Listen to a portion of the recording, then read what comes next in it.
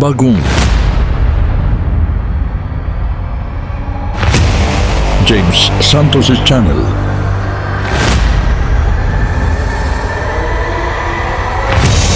Bagong tema, bagong boses,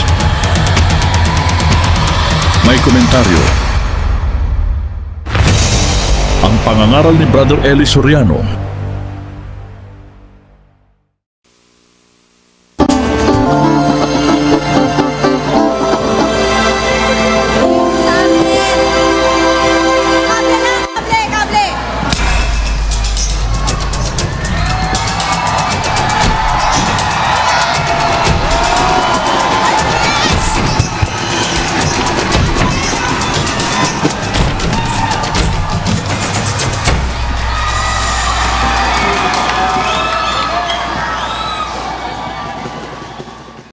Ang mapapanood ninyo ngayon ay ang running debate proposition sa programang Ang Dating Daan. Halina at atin ang panoorin.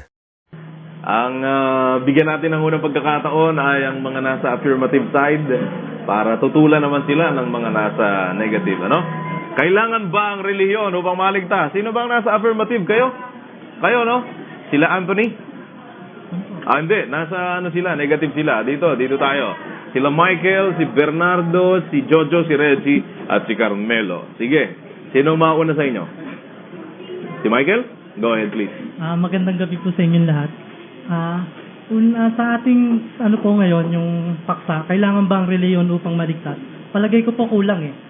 Palagay ko po ang dapat, kailangan ba ang tamang reliyon upang maligtas? Dahil kung reliyon lang po, marami pong nagkalat eh. Sa akin po, kailangan ng tamang reliyon upang maligtas. Dahil maging po si San Pablo na apostol ni Jesucristo ay naniniwala po sa existence po nito nung una pa man. Ayon po sa Galatia 1:13, sapagkat inyong nabalitaan ng aking pamumuhay ng nakaraang panahon sa reliyon ng mga Hudyo, kung paanong aking inuusig na malabis at nililipol ang iglesia ng Diyos. Ibig po sabihin nito, di pa man siya tinatawag sa iglesia ng Diyos, yung panahon na yon ay meron ng nag-exist na reliyon at yun nga ang reliyon ng iglesia ng Diyos.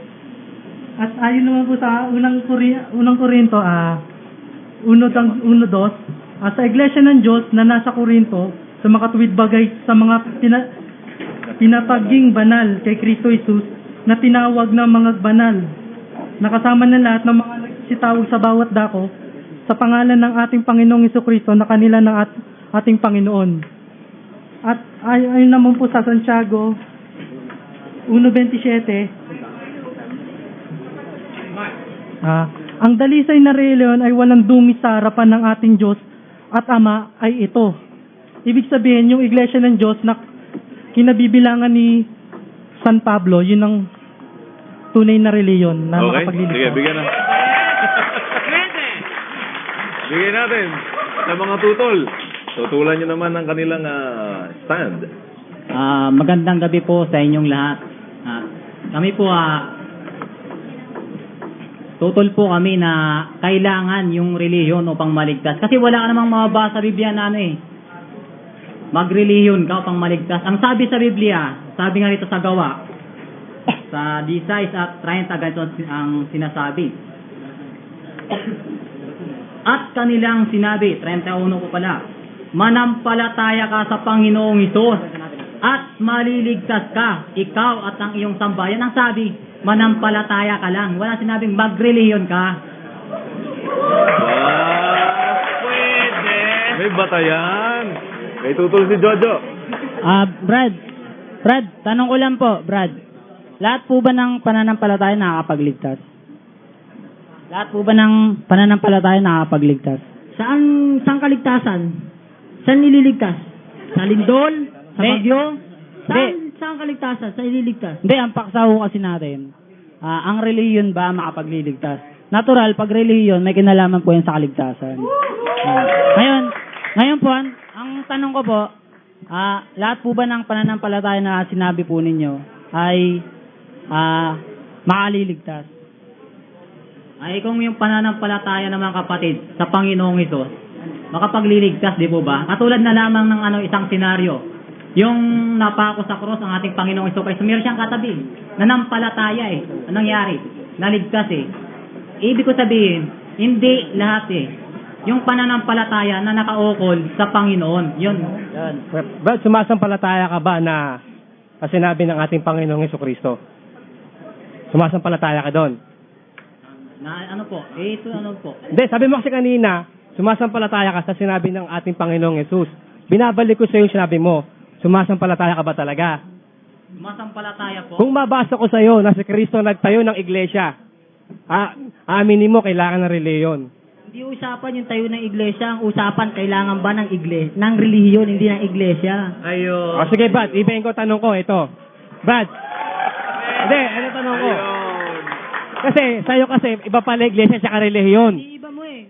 Sa'yo pala, iba yung iglesia tsaka relihiyon. Tanong ko sa'yo muna, ano ba ibig sabihin sa inyo ng relihiyon? Relihiyon muna, tapos susunod mo iglesia. Sige. relihiyon na nga eh. Okay, Relihiyon particular muna, na tayo. relihiyon na lang. Sige, particular na tayo. Para hindi kayo magkagulo sa pinag-uusapan. Ano ba sa intindi nyo ang kahulugan ng relihiyon? Para magkaintindihan kayo ng kabilang panig. Relihiyon, para sa akin eh, yun yung kaugnayan mo sa Diyos eh. Pagka meron kang kaugnayan sa Diyos, may relihiyon ka. Paano naman yung mga sanggol? Nakapapanganak lang o yung merong mga buntis na pagkapanganak patay. Walang ano yun eh. Walang relihiyon yun eh. Yung ba, walang kaligtasan? Brad, sabi mo, Ito naman, ang lupit ko. Brad, sabi mo kanina ayon sa'yo, di ba? Sa Biblia kasi, ang ibig sabihin ng relihiyon, muling pakikipag-ugnayan. Yung sanggol, nakaugnay na sa Diyos yun. Saan mo mababasa na yung relihiyon eh muling pag-uugnay? Kung mabasa ko. Sa Biblia. Kung mabasa ko. Basahin mo. Hindi. Pinababasa ko lang. Babasahin na ba? Mabasa lang. Babasahin na. Walang bearing eh. Gusto ko may bearing. Showdown na ba? Kasi Showdown? sabi na babasahin niya eh. Hindi basahin mo. Teka, hinahanap na. Yan, Peso babasahin na yan na. 2.12. Yan na. Ano ang babasa? Pesa no? Ba't ano ba gusto mo? Letra por letra o diwa? Sabi mo kanina babasahin mo, wala ka sinabing letra por letra o diwa. Babasahin ko. Babasahin sige. mo. Wala ka sinabing letra por letra. Brad, ang pananampalataya po ba ninyo ay nasa letra por letra? Hindi, basahin Hindi niyo muna. lahat. Basahin niyo Sandali. Hindi po. Sagutin mo muna yung tanong kasi lumalayo eh. Lumalayo eh. Maupo muna kayo. Sige, Ako okay. pa nagtatanong, sumagot kayo. Okay, Edmund. Salamat. Maupo muna kayo. Pwede. Mamaya. Tingnan natin, ha? Kinakamada nila yung kanilang bala. Pasasabugin nila yan mamaya. Meron ako narinig, kapatid na Diyos. Opo, Brother Eli. Sabi nung isang tumitindig dyan, wala raw mababasang magrelihiyon ka upang maligtas. Aha. Kung makabasa ako. Mamaya nyo nabasahin. Oo nga, no? O yan, yung mga nasa negative, kung mabasa daw ni Brother Eli. Pero hindi muna. Dahil kailangan umabot tayo alas 12. Mahirap. Tapos agad ang debate. Doon yung tanong ni Brother Eli, Oo. Doon sa negative. negative. Brother Eli, wala po ba naman kayong tanong dito sa affirmative na para pag-iisipan din naman po nila? Yun namang naniniwalang kailangan ng relihiyon. Ano? Opo. Kailangan sumampalataya kay Kristo. Sabi niya. Opo. Sino namang Kristo yung sasampalatayanan? Yung Kristo ni Eddie Villanueva? O yung Kristo ng Iglesia ni Manalo? Pwede. Meron pang ano dyan.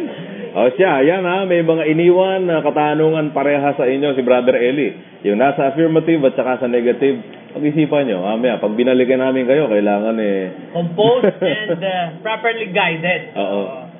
Samantala, kunin lang natin ang reaksyon naman ng mga nasa linya ng telepono natin. Si George Cruz ng San Mateo Rizal, isang Katoliko. Line 2, sabi niya, hindi raw kailangan ng relihiyon upang maligtas. George, magandang gabi. Magandang gabi ho. Yun ang stand ko, no? Mm. Pero ang tanong nyo, case-to-case basis to eh.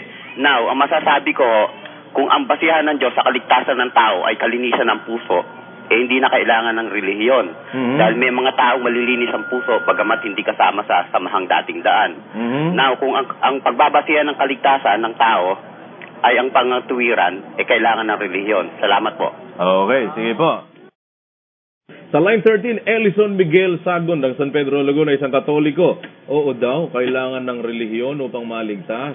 Ellison, magandang gabi. Magandang gabi po, Brother Josel. Brother Eli, Brother... Sige po, yung ano nyo na, yung inyong stand. Sangayon po ako dyan sa reliyon. Kasi po, kailangan pong may reliyon tayo dahil ito po yung muling pakikipag-ugnayan natin sa Diyos. Dahil kung wala po tayong reliyon, wala tayong Diyos. Kung ano po. Yun lang po. Okay, maraming salamat, Ellison. Kami po, naninindigan na ayon sa proposition na ating pinag-usapan ngayon, kailangan ba ang reliyon upang maligtas? Marami po tayong mababasa sa Biblia na hindi walang reliyon pero naligtas. Unang-una dyan, si Abel. Huwag nyo na sabihin hindi ligtas si Abel. Umanib ba sa anong reliyon yon? Umanib ba sa Iglesia ni Cristo yon? Umanib ba sa born again yon? Mababasa nyo bang umanib sa reliyon si Abel? Huwag nyo na sabihin hindi ligtas si Abel. Kaya, sumasang-ayon kami na hindi kailangan ng reliyon upang maligtas. Kasi marami kaming maibibigay na halimbawa ng mga tao na naligtas pero hindi umanib sa reliyon. Tulad si Rahab, patutot pa nga si Rahab eh. Huwag niyo sabihin sumama sa anumang reliyon nyo, sa anumang iglesia yon. Yun lang po. Okay, ikaw? Si Ariel? Hindi kami naniniwala na yung relihiyon nakapagliligtas. Kasi maraming talata talaga sa Biblia na nagsasabi na awa lang ng Diyos, maliligtas ng tao eh. Yun lang. How about you, Carmelo? Naniniwala po ako sa reliyon. Kasi ang reliyon, ang kahulugan, ang muling pag-uugnay sa Diyos. Kanino? Sa mga tao. Saan? Sa Diyos, di ba? Kailangan talaga mananampalataya tayo upang maligtas nga, di ba? Makipag-ugnayan sa Diyos. Si Jojo. Ano sa'yo, Jojo? Pwede ba? Magandang gabi po. Binabati ko nga po pala yung Bread Society sa RTU. Sige. Tandaan po natin, mga kapatid, mga kasama. Ang paksa po natin ngayon, kailangan ba ng relihiyon upang maligtas? Kailangan ba? Tandaan niyo yung salitang kailangan. Alam niyo po kasi, pag sinabi yung kailangan, ano yun requirement po yun requirement. Kailangan ba ng relihiyon para maligtas? Parang ganito po. Wala pong sinasabi, wala pong paksa na ang relihiyon ba ang magliligtas. Wala nun. Ang nakalagay po, kailangan ba ng relihiyon? Parang ganito po, bibigyan ko po example. Kailangan mo bang kumain para mabuhay? Kailangan po yun. Pero, hindi ko mo kumain ka, buhay ka na. Di ba? Meron nga kumain 1 minuto, patay na Di ba? Ngayon, ganito po. Ngayon, ganito po. Ganito po. Ang gusto ko pong ipunto, merong relihiyon na kailangan. At pag hindi niyo po yun sinunod, hindi po kayo maliligtas. Yun po yung nakasulat sa Judas 1, Santiago 1:27.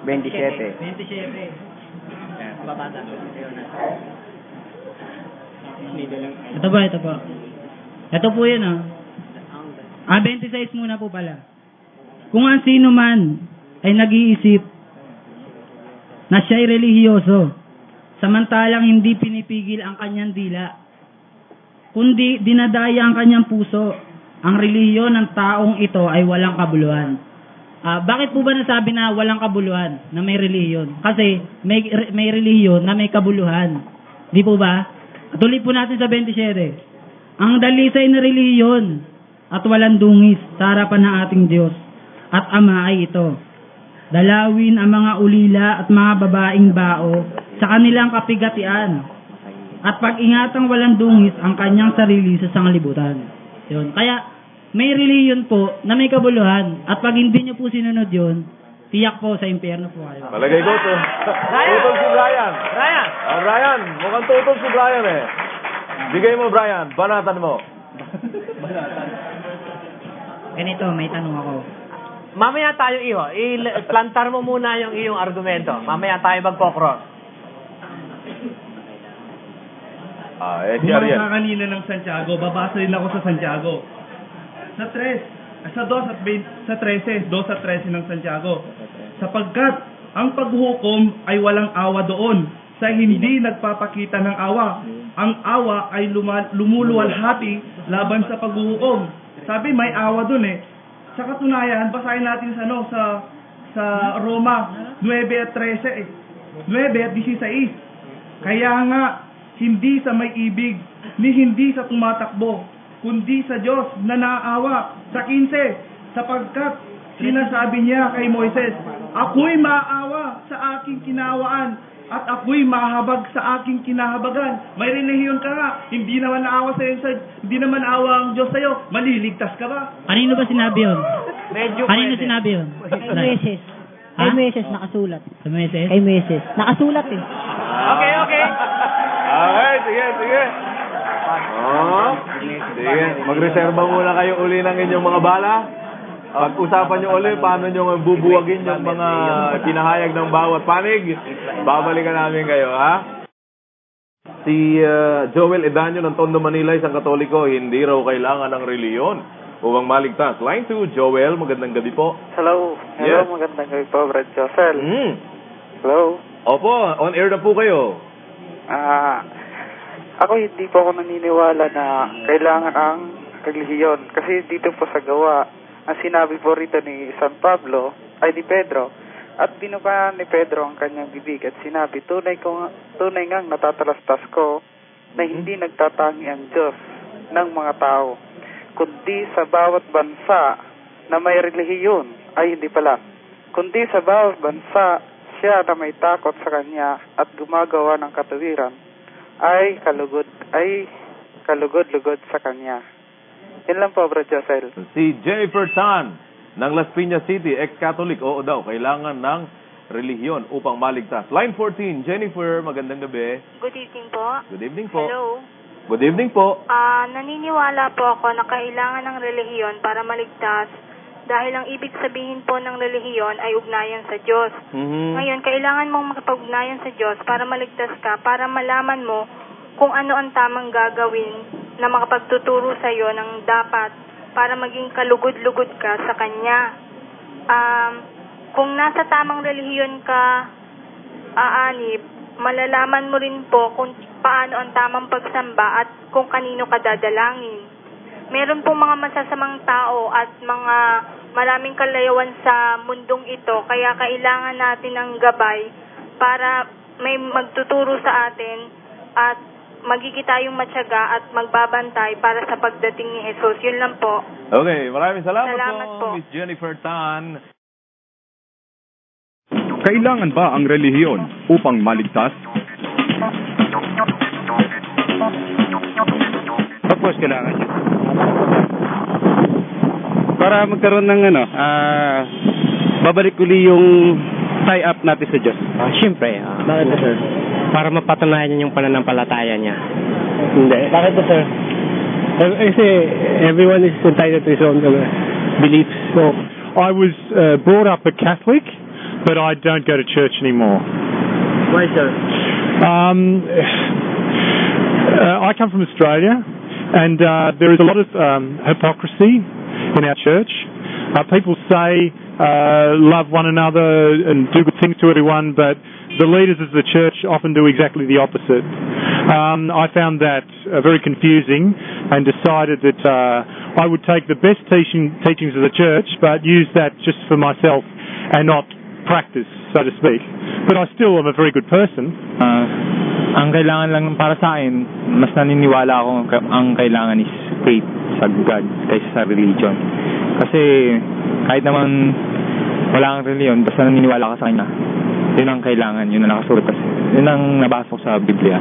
Kailangan pa? Para sa akin. Siyempre importante ang religion kasi doon nakabase yung faith natin eh. Doon natin makukuha yung mga sagot sa mga questions na hindi natin maintindihan. Bakit po? Basta faith in God, ang importante. Sa akin, natural. Bakit po, sir? Eh, siyempre, mas marami pang naniniwala na mayroon Diyos. I think hindi na. Bakit po, sir? Nasa tao naman yan kung anong ginagawa niya.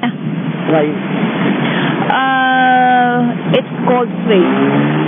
For me, my faith is important. And I don't think you can have any spirituality without any faith at all. It's not necessary. Why? Salvation is up to yourself. But most of the time, people would like to think that religion is necessary to be saved. It is not really. Sorry, it's a personal choice. If you think you'll be saved, then you'll be saved. Bigyan natin uli sa kanila ang grupo naman ng affirmative. Kailangan daw ang relihiyon upang maligtas. Bitaw! Bali sa amin, sa tinuturo po ng Biblia, bali meron po sinasabi nga na ganitong, sa talatang ganito, ang dalisay na relihiyon at walang dungis sa harapan ng ating Diyos Ama ay ito, dalawin ang mga ulila at babaeng bao sa kanilang kapigatian at pag-ingatang walang dungis ang kanilang sarili sa sanlibutan. Kaya naniniwala kami na ang relihiyon ay makakapagligtas. Okay. Bakit may sinasabi sa Biblia, sumampalataya ka, ikaw ay maliligtas? Babasa ako. Eto. Dadapwat ng marinig ito ni Jesus ay sumagot sa kanya, huwag kang matakot, manampalataya ka lamang at siya'y gagaling. Ano pang katunayan? Ito, sa Roma 10:9. Sapagkat kung ipahayag mo ng iyong bibig sa Jesus... Kapatid, pakiulit nga po ulit yung talatang sinabi nyo. Sa Roma 10:9. Sa gawa, yung kanina pong unang binasa niyo. Lucas 8:50. Dadapwat ng marinig ito ni Jesus ay sumagot sa kanya, huwag kang matakot. Manampalataya ka lamang at siya'y gagaling. Wala naman sinaming liligtas dyan Ito nga yung batayan. Sige, basa. Sapagkat kung ipahayag mo ng iyong bibig si Jesus na Panginoon at sasampalataya ka sa iyong puso na binuhay siyang maguli ng Diyos sa mga batay, ay maliligtas ka. Saan? Sabi maliligtas ka. Maliligtas kasi hindi magkaugnay yung binasa mo, kapatid eh. Yung sa kabilang binasa dito, sinasabi gagaling. Tapos sa kabila naman sinasabi mo Hindi, ganito. maliligtas. Ganito, tutol ka ba sa binasa ko? Nasa Biblia, hindi ako tutol. Hindi ka tumututol. Hindi ka tumututol. Sinasampalataya na. Sa pagkaunawa mo, tutol ako. Wala siyang pinapaunawa sa'yo, binasa niya lang yung talata. Sige. Wala pinapaunawa. Pinakakahulugan mo, kapatid eh. Kasi Mike. Lapit lang sa mic. Kapatid, sinabi mo kanina yung maliligtas. Babasa kayo na ngayon. Sa gawa, sa 16 at 30. Patuloy ng 31. Ito mababasa natin. At sila'y inilabas at sinabi, mga Ginoo, ano ang kinakailangan kong gawin upang maligtas? Sa 31. At kanilang sinabi, manampalataya ka sa Panginoong Hesus at maligtas ka, ikaw at ang iyong sangbahayan. Sinabi niya, maliligtas ka. So, pag sumampalataya ka, maliligtas ka pala. Ligtas na ba, kapatid? Sinabi, maliligtas ka. Kasi, hindi pa ligtas eh. Sinabi mo, nabasa mo ba? Tanong, ligtas na ba? Ligtas na ba siya? Maliligtas, sabi. Hindi pa ligtas. Maliligtas na. Kasi Ligtas na ba? sinabi ng Diyos, maliligtas ka, maliligtas. Dahil walang salitang mula sa Diyos na di makapangyarihan. Pwede. 1:37 ng Lucas. Paano yan? Wala kayong ika-counter dyan? Ano pa katunayan? Suko na kayo, Hindi suko talaga na. kailangan ng reliyon para maligtas. Dito po sa unang Timoteo. Sa 4 at 10, ganito po ang sinasabi, mga kababayan. At inyo pong pakinggan, no? Ito po sabi, kung pwede po, pakilagay niyo sa screen. Pwede. 4 10 po ng unang Timoteo. Sapagkat dahil dito, ay nagsisipagpagal kami at nagsisipagsikap sapagkat may pag-asa kami sa Diyos na buhay, na siyang tagapagligtas sa lahat ng mga tao, lalong-lalo na sa mga nagsisisampalataya. Pwede palang maligtas kahit di sumasampalataya. Kahit di pala sumasampalataya, pwede pong maligtas. Kasi sabi, lalong-lalo na. Kapatid, sabihin, yung isa, kahit di ka sumasampalataya, pag gusto ng Diyos, Kapatid, dun ba ka. sa sumasampalataya, maliligtas ba? Sabi ng Biblia eh. Eh, tanong, nananampalataya ba sila may reliyon? Hindi, sandali. Sabi ng Biblia, pati nga sa hindi nananampalataya eh. Kaya nga lalong-lalo sa nananampalataya. Entonces, kasama yung hindi nananampalataya. Brad. May batayan na. Oh, si Carmelo. Doon ba sa sinabing talata may nakasulat na pati di nananampalataya? Logic ka. Nag-aaral ka ng logic? Wala namang nakasulat na hindi doon eh. Yung lalo, walang nakasulat na hindi doon. Carmelo, logic daw. Ano naman Logic yun eh. Kaya nga lalong-lalo na eh. Parang ganito. Mapalad ang magbigay kaysa sa tumanggap. Mapalad din yung binigyan. Lalo lang mapalad yung nagbigay. Pero parehas na mapalad. Amen? May batayan. Oh, Carmelo, tutulan mo.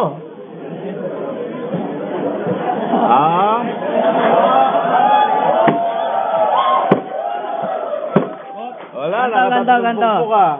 Ano ba yung malaking kaugnayan ng iglesia sa reliyon? Siyempre, di ba alam naman natin lahat na si Cristo, itinayo niya yung iglesia, sabi sa Mateo 16:18. Doon sa iglesia ang itinayo niya, doon gaganapin ng mga tao yung tunay na pagre-reliyon. Anong gagawin ni Cristo doon sa mga taong gumaganap ng tunay na pagre-reliyon sa loob ng iglesia? Sabi sa Efesos 5:23, siya ang tagapagligtas ng katawan. Ngayon, ano yung katawan na sinasabi? Yung iglesia, mahalaga ba yung reliyon sa kaligtasan ng mga tao? Mahalaga, kasi sabi sa 5:23, siya ang tagapagligtas ng katawan.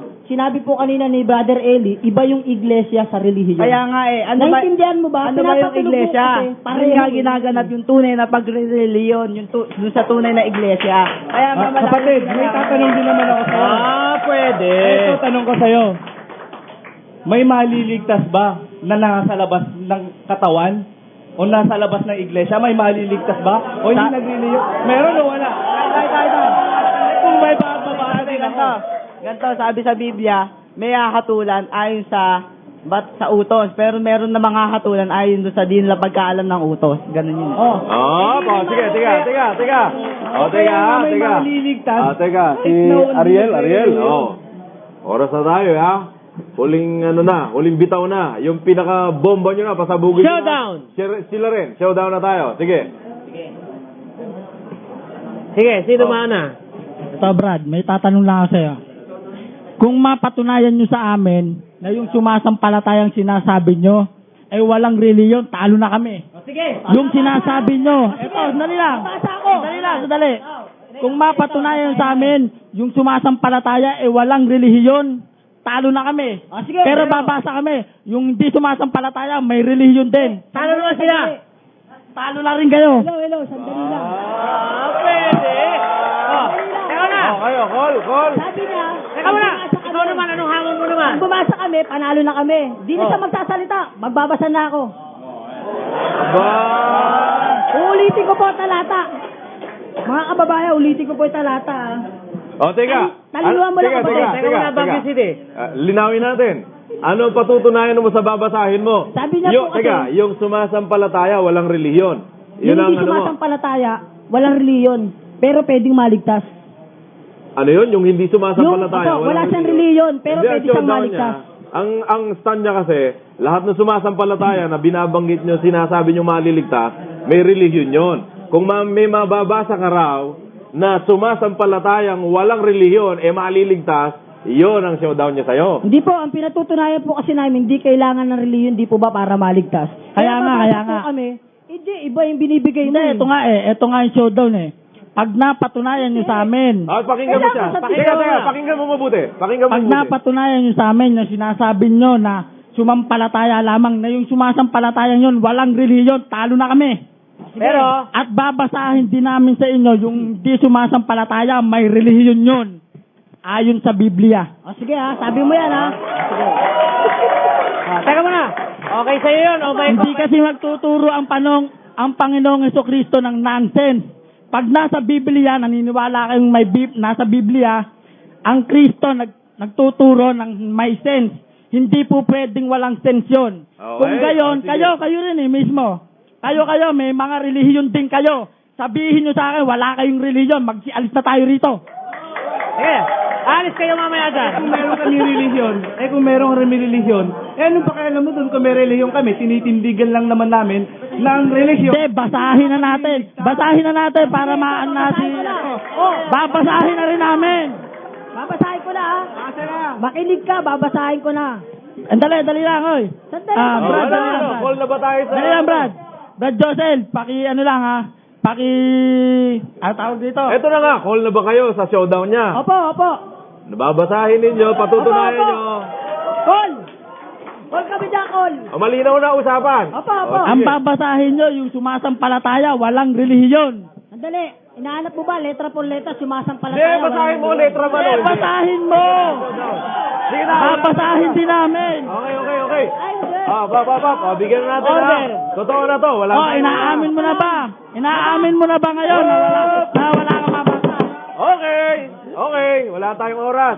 Basahin nyo na. Sige. Nag-aaral mo palang po siya tinatanong ko siya Akala ko kung ba kailangan call na? letra por letra. Akala ko ba call na? Basa na kung basa. Dito po sa isang talata ng 11:7 ng Ebreo, ganito po ang sinasabi. Ebreo 11:7. Sa pananampalataya, sinuwi paunawaan ng Diyos tungkol sa mga bagay na hindi nakikita, dala ng banal na takot, ay naghanda ng isang daong sa ikaliligtas ng kanyang sambahayan, na sa pamamagitan nito ay hinatulan niya ang sanglibutan at naging tagapagmana ng katwiran na ayon sa pananampalataya. Yung bang sinuwi, walang relihiyon, kapatid, nauunawaan mo ba yung salitang relihiyon? Baka hindi nyo nauunawaan yung salitang relihiyon. Ang relihiyon, sandali. Brad Joseph, Teka. Basahan na lang to Binigyan nyo yung talatang batayan niya. O kayo naman. Yung patunay mo doon sa showdown mo.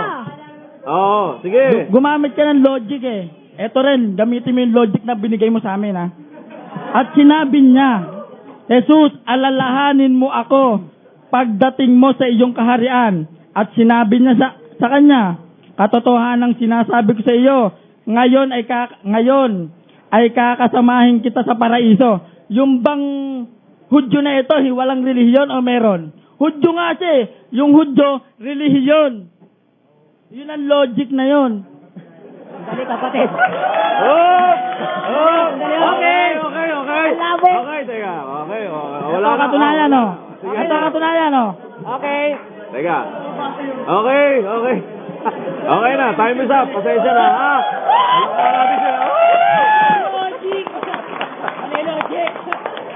Sige. Okay. Maraming salamat, Samantala. Ay, nako po.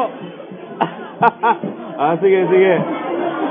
Konting tahimik na. Konting tahimik na. Tapos na muna. Makinig na tayo. Ingay nyo dyan Konting tahimik na para mapakinggan natin ng kay Brother Eli naman. Una-una, natutuwa ako dahil sila merong kanya-kanyang ginagamit na talata, no? Kaya lang yung mga talata, hindi naman tayo libreng gamitin yung talata kung saan natin gusto na gamitin.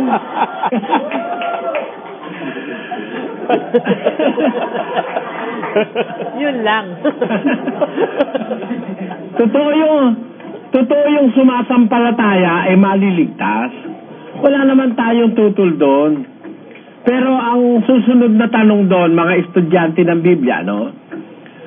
Sumampalataya ka, ikaw yung maliligtas. Ang itatanong mo, anong pananampalataya? Kasi maraming klase ng pananampalataya. May pananampalataya ng demonyo. Nanginginig pa. Pakinggan nyo. Sa Santiago 2, ganito nakasulat. 2:19 po ng Aklat ng Santiago. Ikaw ay sumasampalataya na ang Diyos ay iisa. Mabuti ang iyong ginagawa. Ang mga demonyo man ay nagsisampalataya at nagsisipanginig. Ayun, pagka ang pananampalataya mo iisa ang Diyos, mabuti ang ginagawa mo. At ang mga demonyo man, ganun din ang pananampalataya.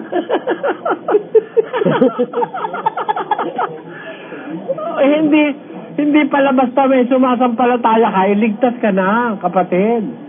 Kasi may pananampalataya, hindi makakapagligtas kagaya ng pananampalataya ng demonyo. Meron namang mali ang pananampalataya. Pakinggan nyo sa Tito 3:10. Ang taong may maling pananampalataya, pagkatapos ng una at ikalawang pagsaway, ay itakwil mo. Kaya basahin nyo sa screen. Ang taong may maling pananampalataya, pagkatapos ng una at ikalawang pagsaway, itakwil mo. Meron pala naman pananampalataya mali. Ikaliligtas ba yung maling pananampalataya? Pakinggan nyo sa 2 Pedro 2. 2:1 ng 2 Pedro. Ngunit may nagsilitaw din naman sa bayan na mga bulaang propeta, na gaya naman sa inyo'y magkakaroon ng mga bulaang guro na magpapasok sa lihim ng mga makakapahamak na mga hidwang pananampalataya. Yung palang hidwa o maling pananampalataya, ikapapahamak pala yun eh. Kaya hindi ko mo sumasampalataya, maliligtas na. May pananampalataya, ikapapahamak. May pananampalataya, walang kabuluhan. Pakinggan nyo sa 15 ng unang Korinto. Ito po ang sinasabi sa talatang 2. Sa pamamagitan naman ito'y ligtas kayo kung matiyagan ninyong iingatan ang salitang ipinangaral ko sa inyo, maliban na kung kayo'y nagsipanampalataya ng walang kabuluhan. De maliwanag dyan, may pananampalataya, walang kabuluhan, balinada. May pananampalataya mali, ikapapahamak. May pananampalataya ng demonyo. Hindi basta sumasampalataya, maliligtas na. Ang tanong ay ganito ngayon. If after we have ruled out that not all faith can be a reason for salvation, alin ang pananampalatayang ikaliligtas ng tao? Yon ang kailangan. Ano ang pananampalatayang ikaliligtas? Itaas lang natin sa 15:1, kapatid na Willie, ng unang Korinto. Ngayoy ipinatatalastas ko sa inyo, mga kapatid, ang ebanghelyo na sa inyo'y aking ipinangaral, na inyo namang tinanggap, na siya naman ninyong pinananatilihan. Sa pamamagitan naman ito'y ligtas kayo kung matyagan ninyong iingatan ang salitang ipinangaral ko sa inyo, maliban na kung kayo nagsipanampalataya ng walang kabuluhan. Ayan. Ang ebanghelyo pala, pag sinampalatayanan mo, yun ang ikaliligtas. Yung ebanghelyo. Aling ebanghelyo?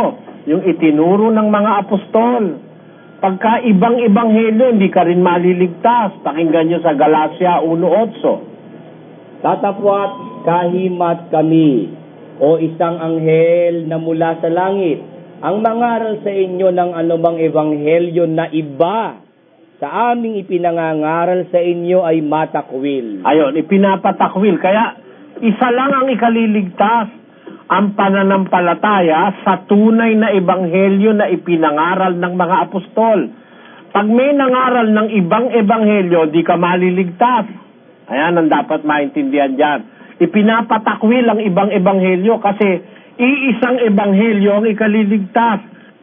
Yung ebanghelyong ipinangaral ng mga apostol. Ngayon, what follows?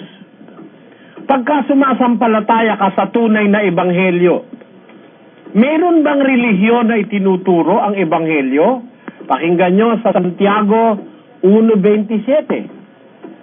Ang dalisay na relihiyon at walang dungi sa harapan ng ating Diyos at Ama ay ito. Ito, pinakikita ni Santiago sa kanyang ebanghelyo, ang dalisay na relihiyon at walang dungi sa harapan ng ating Diyos at Ama ay ito. gumagamit siya ng direktong pagtuturo. Ito, alin yon? Dalawin ang mga ulila at mga babaeng bao sa kanilang kapighatian. At pag-ingatang walang dungis ang kanyang sarili sa sanglibutan. Ayan, dalawang bagay pala yan, yung laman ng tunay na relihiyon. Ang dalawang bagay na laman ng tunay na relihiyon, yung pagiging maawain, yung kawang gawa, pagdalaw sa mga ulila at babaeng bao sa kanilang kapighatian. Tapos, at pag-ingatang walang dungis ang sarili sa sanlibutan. Ibig sabihin nun, yung pag-iingat na magkasala o gumawa ng masama. Yun ang holiness. Kaya there are two major component, if we may call it component or essence of the true religion in the Bible. Alin yan? Yung pagiging mapagkawang gawa at yung pagiging malinis o pagbabanal. Dalawa yung kinakailangan para maisakatuparan ang dalisay na relihiyon ayon sa Biblia. Ang dalisay na relihiyon, pagiging maawain o pagkakawang gawa at pag-iingat ng sarili na magkasala o magkadungi sa sanlibutan o holiness. Therefore, ang dalawang mahalagang bagay na nasa loob ng salitang relihiyon ay kawang gawa o charity and holiness o pag-iingat na maging malinis. Yan ay kailangan para maligtas. Kasi kung hindi ka mag-iingat sa sarili mo na mahawahan ka ng sanlibutan, di ka maliligtas eh.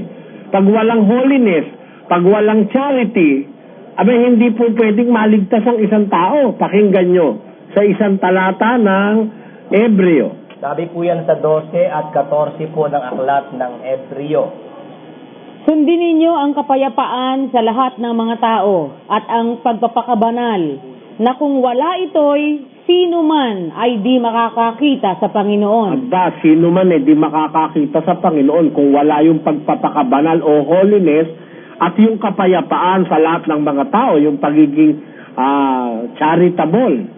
Kailangan niyang two essences of the true religion para makita ng tao ang Panginoon Diyos.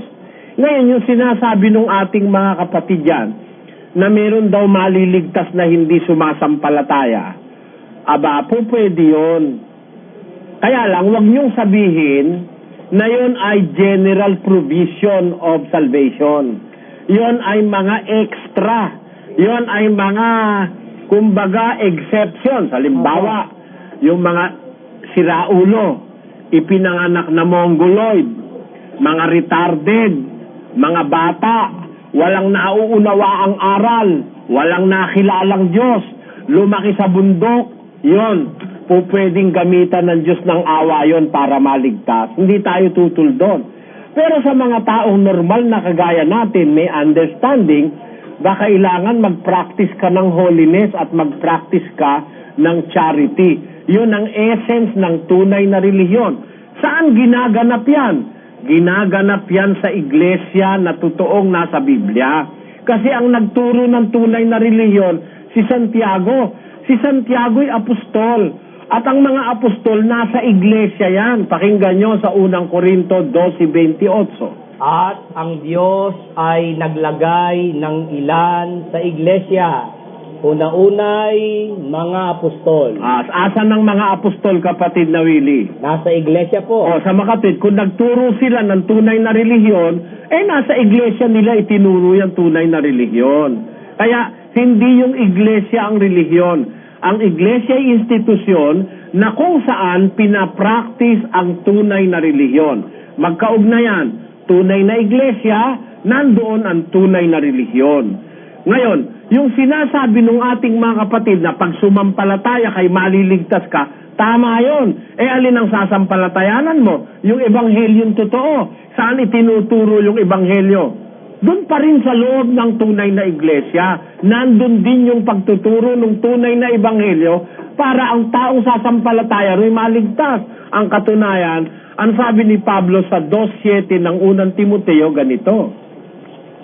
Ito po ang sinasabi dito, na dito'y itinalaga ako na tagapangaral at apostol. Bago mo tapusin, Brother Willie, sino nagsasalita dyan? Si San Pablo po. Anong sabi niya? Sabi po niya, dito itinalaga ako na tagapangaral at apostol. Meron palang lugar na pinagtuturuan si Pablo bilang apostol at tagapangaral, di ba, no? Opo. Asan ba siya nagtuturo bilang apostol at tagapangaral? Pakinggan nyo sa unang Korinto 1:1 hanggang 2. Si Pablo na tinawag na maging apostol ni Hesukristo sa pamamagitan ng kalooban ng Diyos at Sostenes na ating kapatid. Saan? Sa iglesia ng Diyos na nasa Korinto. Saan nagtuturo si Apostol Pablo, kapatid na Luz? Sa iglesia po ng Diyos. Ayan, sa iglesia ng Diyos. Ang sabi niya sa unang Timoteo 2:7, balikan natin. Na dito'y itinalaga ako na tagapangaral at apostol. Sinasabi ko ang katotohanan, hindi ako nagsisinungaling, guro sa mga hentil sa pananampalataya at katotohanan. Si Pablo pala ay nagtuturo ng katotohanan ng Ebanghelyo. Saan? Sa iglesia ng Diyos siya nagtuturo. Kaya kung sampalatayanan mo yung katotohanan at ang nagtuturo ay yung mangangaral ng Diyos kagaya ni Pablo, nasa iglesia ng Diyos yun. Pag sumampalataya ka doon, maliligtas ka. Kaya kung sasampalataya ka, maliligtas ka, sino ang mapapakinggan mo? Yung nagtuturo ng katotohanan na apostol. Asan sila? Nasa iglesia sila ng Diyos. Kaya yung nababasa, pag sumampalataya, maliligtas. Totoo yun. Dahil ang sasampalatayanan mo, tagapangaral na nasa iglesia ng Diyos na nagtuturo ng katotohanan at tunay na relihiyon. Magkakaugnay lahat yan. Katotohanan, mangangaral na sa Diyos na apostol, na totoong apostol, hindi taga Marikina. Tapos yung katotohanang itinuturo yung aral na ebanghelyo, tapos nasa loob sila ng iglesia ng Diyos. Pag pinakinggan mo't sumampalataya ka, maliligtas ka. Yun ang tunay na diwa niyan. Hindi basta sumampalataya, ang napakinggan mo'y mangangaral ng pera, mangangaral ng ikapo, mangangaral na ligaw, may dalang ibang ebanghelyo, may dalang ibang Kristo, may dalang ibang espiritu. Kahit sumampalataya ka araw-gabi, hindi ka rin maliligtas, kapatid na Josel. Kaya ang kaligtasan, nabubuo sa isang diwa o sentido.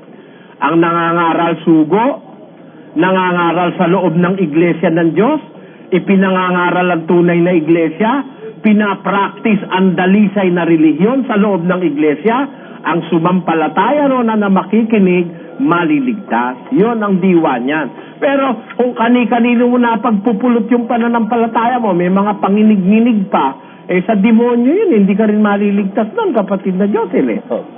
Independent.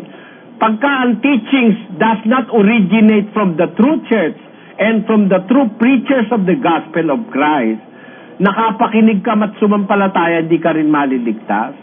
Pero merong maliligtas talaga na hindi sumasampalataya. Sino yon? Yung hindi nagkaroon ng pagkakataong makapakinig, o kaya yung hindi nakaunawa, yung mga retarded, yung mga bata, at yung mga taong wala na sa hustong kaisipan. Yon po pwedeng gamitan ng Diyos ng awa yon. Pero yung nakapakinig ka, nakaunawa ka na may Biblia, may Diyos, may Ebanghelyo, may Iglesia, may relihiyon, tapos inignore mo, sasabihin mo hindi kailangan na relihiyon, wala kang kaligtas-ligtas noon. Yun ang diwa ng ng kasulatan, kapatid na Josel. Dapat maintindihan ng bumabasa ng kasulatan, you must not take the verse independently from other verses. Hindi mo pwedeng gamitin ang isang talata ng Biblia independent of other verses. Ang Biblia should be taken as a whole. Pag sinabing sumasampalataya, ang susunod na tanong, alin ang sasampalatayanan? Di ba yun ang susunod na tanong? Hindi basta pananampalataya outside of the scriptures. Sa Biblia mo kinuha yung salitang pananampalataya, ang Biblia rin ang magtuturo kung alin ang sasampalatayanan mo. Hindi lahat ng Kristo, hindi lahat ng Iglesia, hindi lahat ng Espiritu. Ang sasampalatayanan mo, yung nandoon sa Biblia, ang pinagkuhanan mo nung salitang pananampalataya. Parang ganito, kapatid na Josel, merong isang jigsaw puzzle. Nasa harap mo, andun ang kabuuan. Hindi ka kukuha sa ibang jigsaw puzzle para mabuo mo yung jigsaw puzzle na nasa harap mo. Itong nasa harap mo, may kabuuan nito. Each piece of that jigsaw puzzle is related to the other pieces of the jigsaw puzzle in your front. Diba? Or in front of you. You cannot take a piece of a jigsaw puzzle which is other from what you have in front of you. Ganun ang ibig ko sabihin. Ang Biblia should be taken as a whole. Pag sinabi ng Biblia pananampalataya, sa Biblia mo kukunin at itatanong kung anong pananampalataya. Hindi pwedeng kukunin mo yung pananampalatayang nasabi sa Biblia, itatapon mo yung iglesia dahil sa Biblia may nakasulat na iglesia. Pag hindi mo kinuha yung iglesyang nasa Biblia, hindi mo binubuo ang jigsaw puzzle mo. Dahil nasa Biblia rin yung iglesia. Nasa Biblia rin yung dalisay na relihiyon. Abay, pag hindi mo kinuha yun, hindi ka rin maliligtas. Kahit kunin mo yung iglesia, kunin mo yung pananampalataya, ayaw mo naman ng relihiyon. Dahil sabi mo hindi na kailangan na relihiyon. Wala ka rin kaligtasan. You are logically stupid. Stupido ka. Pag ang kinuha mo lang yung isang bahagi ng Biblia, ang Biblia must be taken in its entirety. You have to believe the Word of God in its entirety. Pag sinabi niya sa Biblia may iglesia, maniwala kang kailangan ng iglesia. Pag sinabi ng Biblia ang bautismo, maniwala kang kailangan mo bautismo. Pag sinabi ng Biblia, mayroong kawang gawa, abay kailangan mo gumawa ng kawang gawa, kahit mahirap ka. Pag sinabi ng Biblia na may apostol, kailangan tanggapin mo yung apostol. Yung nasa Biblia, kapatid na Joseph, di ba? Pag sinabi ng Biblia, kailangan merong bawal na pagkain, aba dapat kunin mo yon. Pag sinabi ng Biblia, dapat magbigay ka, dapat sundin mo yon. Lahat-lahat nung nasa Biblia, all of them connected together, pag tinanggap mo, nandun ang entirety of the Word of God na siyang magiging dahilan para ka maligtas. Minus anything that is from the Bible will not save you. Bakit? Sabi ng Panginoong Hesus, kahit tuldo, kahit kudlit, hindi mawawala sa kautusan hanggang sa maganap ang lahat ng bagay. Hindi pwede na itanggi natin kahit isang tuldok, not even a jot or a comma in the commandment. Para maligtas ka, tanggapin mo lahat yan. Yan ang sinasabi ng kasulatan. Okay, very well said. So, sundutin ko lang sana. Brother Eli, paano po yung nakaka-attract din na word sa maraming tao? Yun daw pong relasyon ang importante at hindi na kailangan yung relihiyon. Tanungin mo sa Biblia kung saan niya mababasa yun. Wala siyang mababasa nun. Wala po yun. Wala siyang mababasa nun. Ang bibigyan natin ng komento ay ang napanood nating proposition na kailangan ba ang relihiyon upang maligtas? Dapat concentrate tayo sa tanong at konteksto. Ang sinasabi lang ay relihiyon at hindi dalisay na relihiyon o tunay na relihiyon. Sa tanong pa lamang ay may depekto na at wala sa konteksto ng tanong. May sinabi si Brad Eli na hindi ang iglesia ang relihiyon. Dito pa lang ay pinatutunayan na ni Brad Eli na magkaiba ang iglesia at relihiyon. Doon ako sa hindi kailangan ang relihiyon upang maligtas ang tao. Ang nakapagligtas lamang ay ang Panginoong Hesus at ang kanyang mga salita. Ang salita ni Hesus ay, "Itatayo ko ang aking iglesia." Hindi naman siya nagtayo ng relihiyon gaya ng ginagawa ng mga tao na kampi-kampi. Ang kailangan ng mga tao ay ang sinasabi ni Hesus na iglesia. Ang naglalagay sa iglesia ay ang Diyos at hindi tao. Kapag nalagay ka ng Diyos sa iglesia, ay sigurado kang ligtas dahil ang Diyos ang naglagay. Dapat ang tanong, kailangan ba ang dalisayan na relihiyon sa ating pananampalataya? Siyempre, kailangan. Dahil yan ang itinuturo sa loob ng iglesia. Gaya rin ng bautismo.